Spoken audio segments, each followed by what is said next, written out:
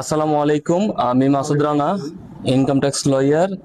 আমরা এসেছি আর একজন income tax lawyer, Mohammad Rakibul Islam, সাবেক কার্যকরী সদস্য, ঢাকা ট্যাক্স অ্যাসোসিয়েশন। আমরা তাকে কিছু কথা জিজ্ঞেস করব। আয়কর অডিট ফেলছে 72,341 জন, এই বিষয়ে কিছু বলার জন্য।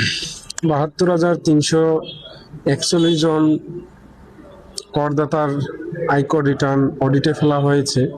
এই ফাইলগুলো অডিটে নির্বাচিত হওয়ার যে মূল কয়েকটা বিষয় যে কারণ রয়েছে, এই কারণগুলো যদি আমরা জানতে পারি এবং সেই অনুযায়ী যদি আমরা ফাইল করতে পারি, তাহলে আমাদের ফাইলের অডিটে পড়ার সম্ভাবনাটা অনেকটাই কমে যায়।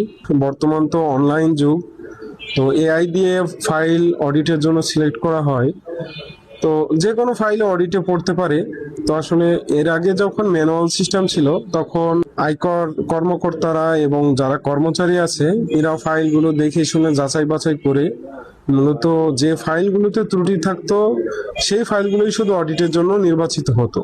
এখন যেহেতু আয়করের কর্মকর্তা বা কর্মচারীদের হাতে নেই যে কোন কোন ফাইল অডিটে ফেলবে বা ফেলবে না, এটা এখনো তাদের হাতে নেই, এটা এআই সিস্টেমে সম্পূর্ণ সিলেক্ট হয়। ওখানে কিছু কিছু বিষয় নির্ধারিত করে দেওয়া আছে, ওই বিষয়গুলো জাস্ট ফল্ট পেলেই ও আয়কর রিটার্নটাকে অডিটে নির্বাচিত করে।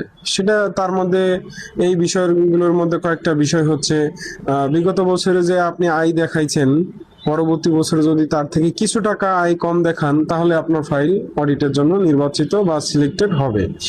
এরকম আরো ছোট ছোট অনেক বিষয় আছে, যেমন আপনি কোনো দান গ্রহণ করতে পারেন, বা একটা ফাইলে হুট করে অনেক টাকা বেড়ে গেল,